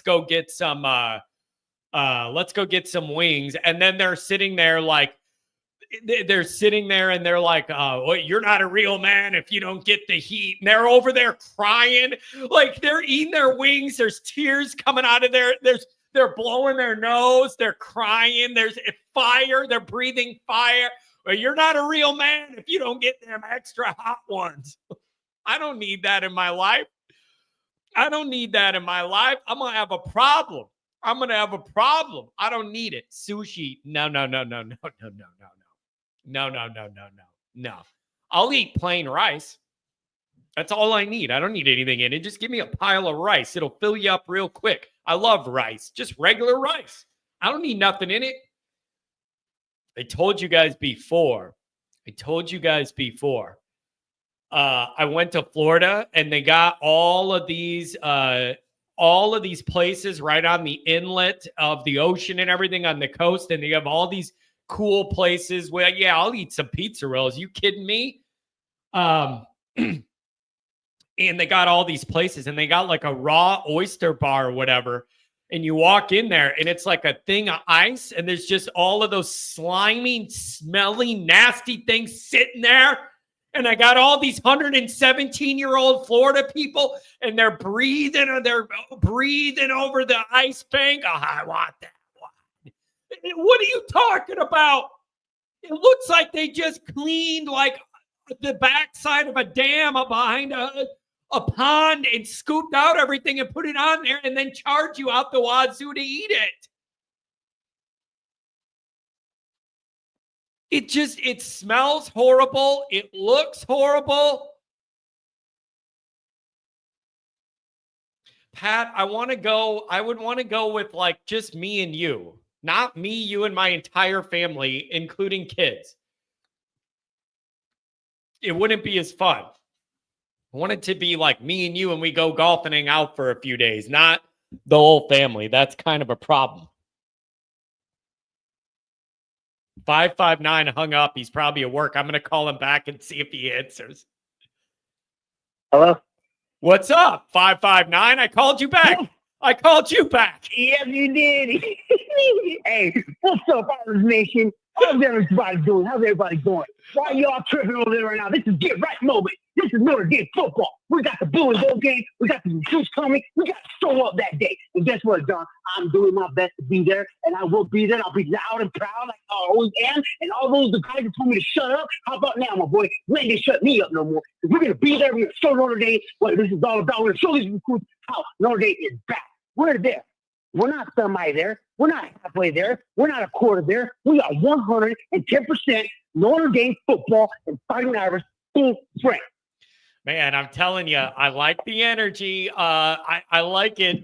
So are you feeling good about the momentum? You feel like all the new pieces with Notre Dame are going to blend together and we'll be able to maintain the good vibes we had last year and then gain something here? Or are you worried at all that the vibe's going to be messed up because you're losing some players, you're losing some coaches, some key parts to it? Or do you think we could keep it together with the momentum?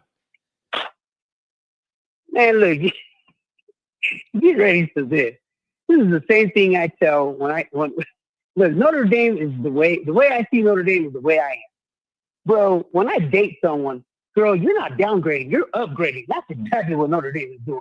We're not downgrading, we're upgrading every position, in every aspect, and everything that has to do with Notre Dame football. We're stepping up to another level, you know what I mean? And you got to keep up with us, bro, because we're showing what all the Benjamins are all about, and we're letting you know what bougie and Gucci looks like with some attitude and with some swag with it. And that's exactly what Notre Dame is doing. That's exactly what we're about. And guess what? What this ain't about This is not about, let's bring the fight to them. This is the Fighting Irish. We take the fight to you, and we're taking it. We're taking no prisoners with us. So I'm letting everybody know, get with it and get right, because this team will be back in the Final Four. We have everything in place. We got the quarterback, we got the coaches, we got the receivers, and guess what? Bro, I need to know what's going on with that guy, James Fletcher. I'm so excited to have him back, have him as a GM, because again, we didn't downgrade, we just upgrade. I like that, man. I like it. And then the other thing I want to see is when you get into the next full recruiting cycle, I want to see, is Notre Dame able – what changed by this run in recruiting, man? Do you think that maybe this will appeal to some guys that maybe didn't have Notre Dame on their list, but they saw that deep playoff run? They're like, man, they got a young, modern coach. It looks fun to play for. Maybe I should consider Notre Dame. Are you expecting any sort of recruiting bump off the momentum of the last year or not? I mean, it's tremendous. Is what I told you when I first called. When we're losing all these recruits and we didn't get the receivers that we wanted and all the shenanigans that were going and talking about how Marcus Freeman was, man, Vinny takes care of a lot of situations, right? And if you want to get these elite recruits, you got to take care of your business on the football field. You got to show kids what to be excited for. Look at what Notre Dame's at from then to now. How can you not? America just saw what makes Notre Dame special. And not only does what makes Notre Dame special, but the coach that we have that understands our university, our principles, and our morals, and how, as a fan base, we are sticking together through thick and thin, and we don't care about if everybody can see it. We can see it. And now that we believe in ourselves, everybody else is believing in us. Telling you guys, there's no reason to have somebody. Yeah, we got something special. Hey, man, I really do. Right now. I really do hope you can make it to the blue and gold game, man. We'll be set up in front of Frank Leahy there with the flag flying. We're going to have ourselves a day. All the regulars are going to be there from the show, all the people you met. It would be fun, man. I'd love to have you there. Oh, man, John, I'm going to tell you right now, I'm going to be there one way or another. I got to just figure out, do I have enough to bring my two boys with me? If not, I'm going to be there by myself. So one of the things is going to happen. Either I'm going to be there or I'm going to be there with my son. That's a promise. I would definitely going to make that happen. And I would like to have dinner with you before Friday. I'm trying to get to on Thursday, but I'd like to have dinner with you. I'll top it up with you later about that. But look, Irish Nation, there's nothing to panic, guys. We got everything in front of us. We got our coach. He's locked in. Let's figure out and let's help the NCAA, the ACC, and Five Parts conference over there to understand that we're not going to do what you want us to do. You're going to do what's best for Notre Dame and level out the field, make your regulations, and do what you got to do, because once you start getting the Vatican behind us, and Vatican is giving us permission to spend that money, man, you ain't going to like the market that we're about to set. Yeah, man, I like it. I like it a lot, man. All right, get back to work. I called you. I'm sure you're working. I don't want to take up your time, man, but I wanted to talk to you. You good, John? I was actually going to call you right back. I tried to take care of something. That's exactly right, my boy. Hey, go Irish. Stay humble. Stay faithful. Strength and honor, guys. That's all it is. Have a good one, man. I love that dude. Listen. I'm like Kevin in Home Alone when he's getting in Home Alone 2 when he's getting in the limo and they said, "Here you go, your own personal cheese pizza." I don't need nothing other than a cheese pizza. I don't need a bunch of fancy crap on top of it. It changes the whole ratio of what you taste when you got 90 pounds of meat on there. Oh, is there anything wrong with just a cheese? When did everybody get too fancy for a good old-fashioned cheese pizza, man? Everybody too good for just a regular cheese pizza? I'll eat a pepperoni if I'm feeling freaky. If I'm feeling wild, I'll eat a pepperoni pizza once in a while, but 90% of it is just give me a cheese pizza, bro. Mushrooms on a pizza? Only if I'm seeing leprechauns and rainbows after I eat it. Mushrooms on a pizza. Are you out of your mind? The only way I'm doing that literally is if I start seeing leprechauns and rainbows and I go into a faraway land and I'm walking the yellow brick road with Dorothy and stuff. I'm not eating no mushroom unless I see some stuff.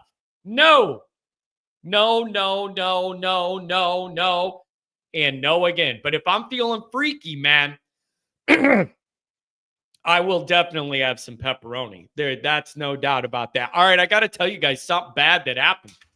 Something bad.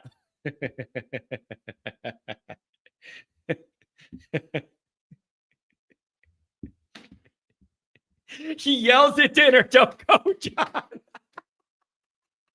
I just picture me and him sitting down at like a nice place in South Bend, and the waitress comes over to, "What would you like, sir?" And then we're going to go Irish, and then we're going to do this, and then the Irish spirit. Cheeseburger well done with, I can totally see it. I could totally see him doing his order and then yelling about the football before or after everything he delivers. I can totally see that. If John eats one slice of pepperoni, he needs a Tums. You do need to make sure which you do need to. I need to verify. I need to verify that pepperoni isn't gonna send me to the leprechaun all afternoon. You got to verify the credulity of this pepperoni. Is there a confirmed blue and gold date yet? As far as I've seen, there's not a confirmed one, but judging from my Google searches for an affordable hotel that weekend, they tell me it's going to be the 25th and 26th of April, because the weekend before it's like $120.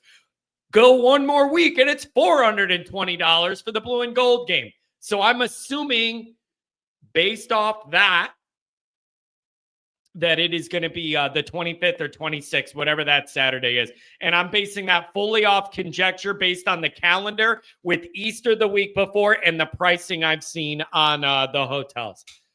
So yeah, it's got to be the 26th is what it's going to be. Dude, I'm telling you this right now. Casey's cheese pizza is absolutely fantastic. I never thought I'd like it. It looks like cheap gas station pizza in that rotating thing. Bro, Casey's cheese pizza is fantastic. Couple things with it. One is the way it sits in the rotator, it gets caramelized. The cheese, oh man, it's like marinating in that heater. And you get a little crisp off that cheese. It kind of caramelizes it. Ooh, fantastic. So that is good. Here's the other thing I like about the Casey's pizza is if there's one thing that can ruin a pizza, it's 80 pounds of red sauce. Literally, I cannot handle pizza that has so much red sauce in between. You take a bite and it's falling out. It totally overwhelms the entire pizza taste when you have too much of the heavy red sauce all over everything. It totally overwhelms the whole thing. I don't like myself a lot of that red sauce. Just enough for a little taste. But and the Casey's don't have that. It's good. Swan dog, the Italian cheesy bread too, dude. It's so greasy. It's so greasy, man. You just feel guilty. You feel guilty even tasting it. And then here's the thing I'm going to say. I'm struggling with my Miller Lite, you guys. I'm going to tell this story. It's very upsetting.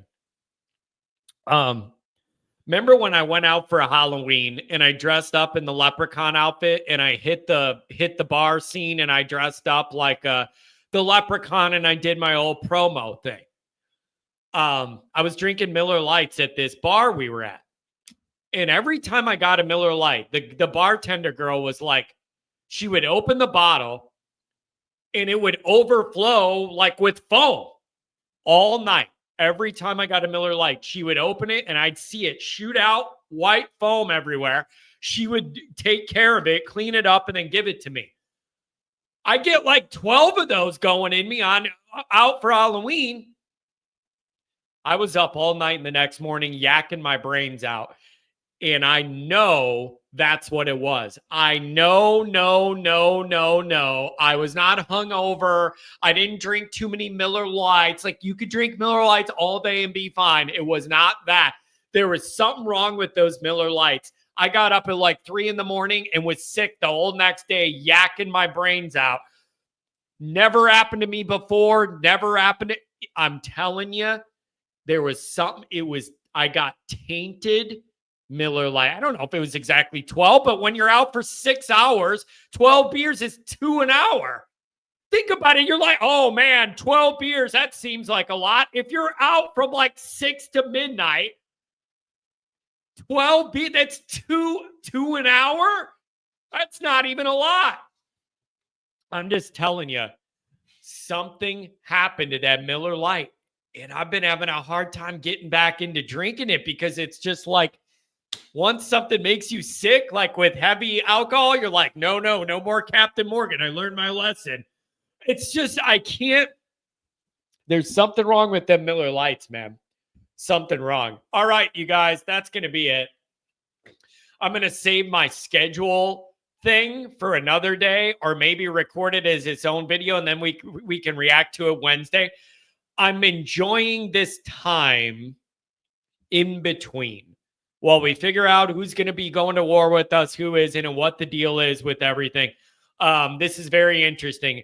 And then we are going to get into spring ball, and it's going to be quarterback heavy. That'll be interesting. And then the big layoff. So let's enjoy this little window of time. I want to see what happens with this GM thing and whatever, and we'll go from there. Thanks for being here. Thanks for the calls. Thanks for donating. And then remember, 7 o'clock Central, Monday Night Raw, live with the former captain, Mike Goolsby. Bring your questions, bring your comments. Thanks, everybody, for being here. Caden the man, thanks for the donations, brother. Hope you're feeling better after that car accident. Take care, everybody.